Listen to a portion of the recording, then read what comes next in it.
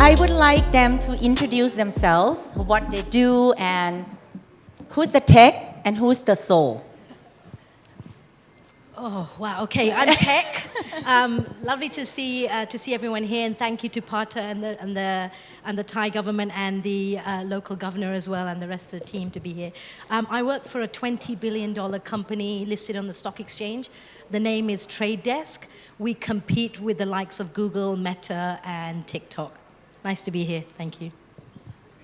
ค่ะ My name is Narumon Nilmanon or Namsom or Som.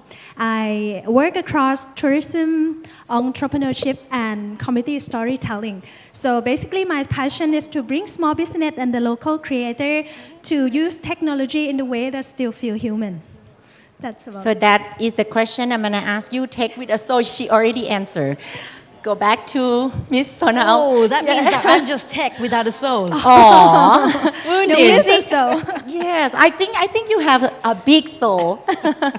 So what does tech with a soul mean to you?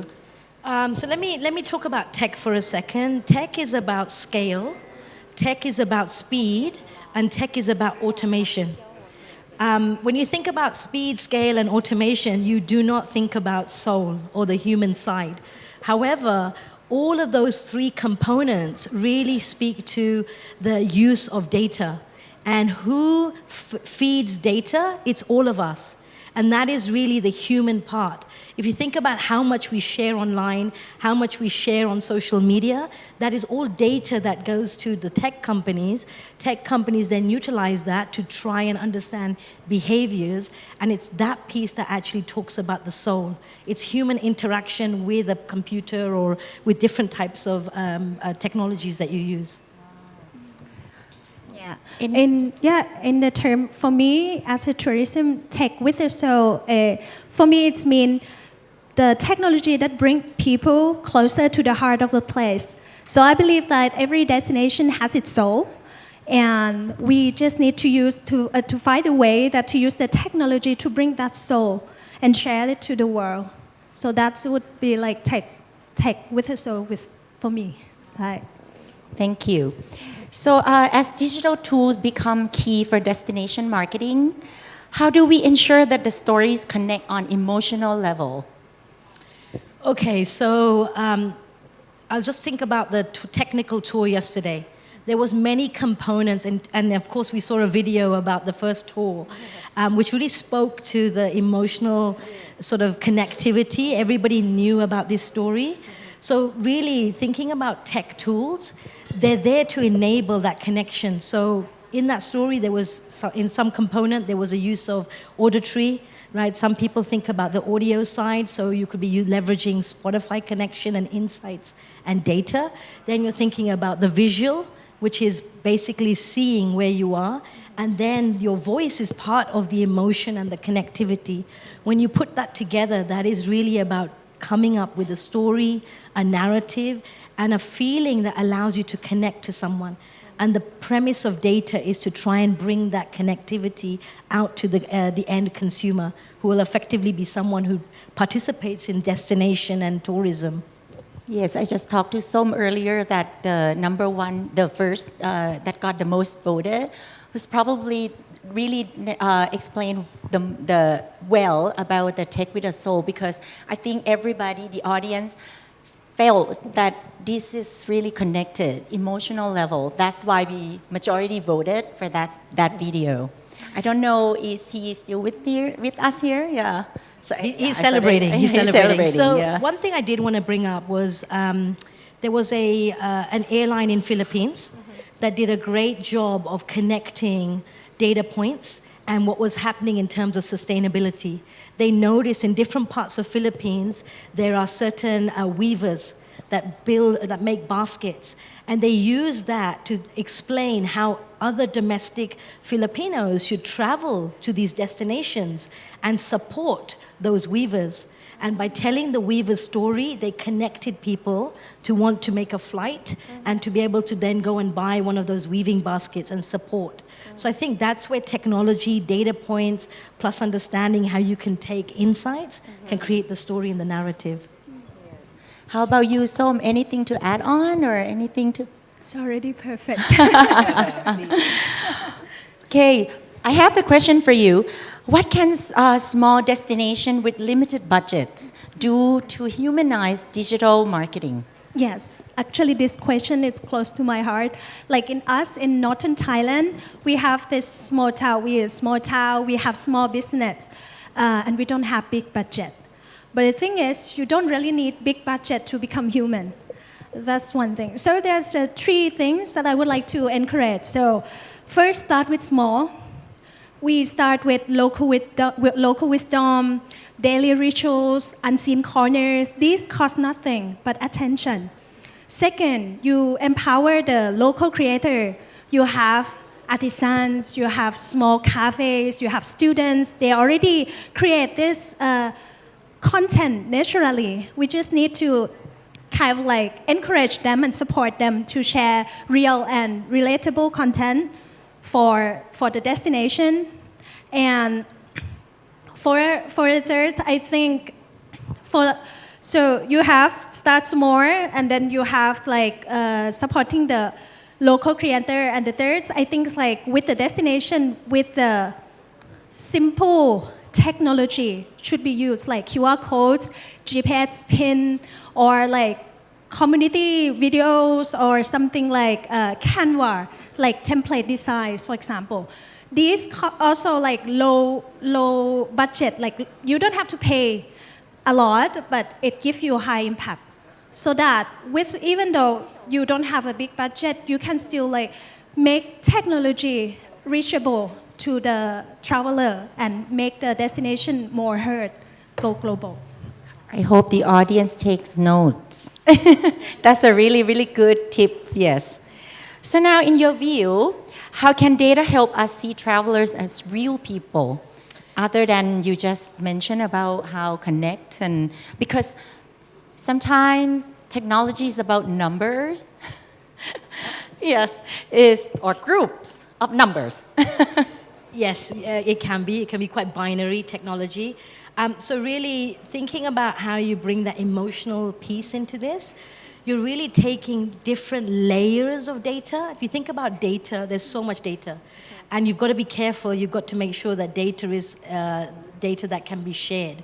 You're not taking someone's name, you're not taking their address or any of their specific details, but you're attaching some type of code that allows you to say this person, Kun Su Lin, has gone onto these different websites and has also shown interest on these different variables. Therefore, I believe that Kun Su Lin will be interested in health and wellness. I would then want to show Kun Su Lin an advert that is very relevant or a video that's relevant that will emotionally feel connection that allows that person to want to say, I want to spend more time on this content. And you want to make sure that content is in real time. You can't be trying to take content that you looked at 30 days ago because it might not be relevant. I have friends that like went to some places a year ago and they just posted like that's really, and I'm like, you just went again? And she said, no, that was a year ago. That doesn't really feel connected. Exactly. So it needs to be relevant and it needs to be real time. Yes, understand. So how can young entrepreneurs lead with ethics and empathy in tech? Oh, that seems like a hard question. Okay. But as a young entrepreneur, I think we grow up with two worlds. So we grow up with the traditional culture and also with the modern technology. So in the way, I think it's time for us to be like the guardian of our culture through technology. Here's the thing, technology is not common to replace our stories. I think it's like more amplified. So you use it as a bridge. So to answer your question, like for the ethical, yes, right? yes. With the ethical, I think, yeah. So we can use technology to like let the local voice heard, the traveler connect more in their stories through the technology. Like I do a project, it's called Secret City Trail. So basically I have this application that you go to a certain place and I have like 10 to 12 stops for you, like in Chiang Rai. will launch soon though, just to promote that. And you go to the place, and then this application will show you like, oh, okay, we are in front of King Meng Rai. Can you look what animal it's at King Meng Rai, for example? And the animal is elephant, so you type down the answer like elephant. So you have this riddle and clue in each stop, and then after that, you know the story of King Meng Rai. Not just like you go and then take a photo and then leave, but you understand the story behind the destination. And then after that, you go to the next place and the same to the next place and the next place. And after that, oh, you understand more about culture. You understand, oh, there's like a mystical animal called Naga, for example, which maybe this is the first time you ever heard. Oh, but we have that, for example. So I think this is where the technology come in our generation. And as a young person, I want to like use this technology to make the local voice heard, to make the community start share their stories to the world, for example. And how can we use technology to enhance traveler experience? Yes, like for my my project, so we have this thing called geolocation. So geolocation, like GPS kind of thing. So it's you go to the place and so on, and then we have this called object detector. So you go to the certain object, and then it's pop up with a story. Yes, you have AI to help translate. So even though you translate the story, and then to become like global storytelling in your language, in Spanish, in Chinese, for example. And then we have this AR, like where it can bring history to life. So yeah, that's how tech can deepen your experience when you go to destination. And so now the technologies, years ago it used to be really expensive to use it to create something. Now how's the technology, like the price wise? Is it like still expensive, or it's like lower like in terms of pricing now? Yeah, I think this is a great question. Everybody talks about AI and adoption and so forth, and the most expensive, if you think about the AR headsets, they were $3,000 before with Apple. When you have such a high price point, you don't get scale. And so if you don't get scale, you don't get adoption. However, there's now more wearable tech that is price efficient. So I'll give you an example. I'm sitting here, I put a pill, which is actually an energy pill, into this drink. So that was a data point of mine. If anybody saw or was close to seeing, I'm wearing a health tech aura ring, which is really about, these are two data points that showcase I'm interested in health and technology. Right? So that basically then means that I'm someone who's thinking about how to do this. This probably was about $600-700, but it's less than half the price. Because price drops, people get more interested in technology. And then they share more, and that helps the experience when it comes to understanding everything around you. So I think prices are dropping. We're not there fully on some of the wearable tech. But I think when that drops, we'll see scale and we'll see adoption. Okay, so both of you, this question, what future technologies can deepen the travel experience? Future technologies, okay? Not at the moment technology. Yeah, future technologies. So you're looking at the tech person here now for that. That's right. Okay. So I actually think the future of technology is the way that you're thinking about adopting the technology so I think wearables are the future. Now I'll give you an example. You've got wearables now that you can put onto your feet, and it will allow you to float on water.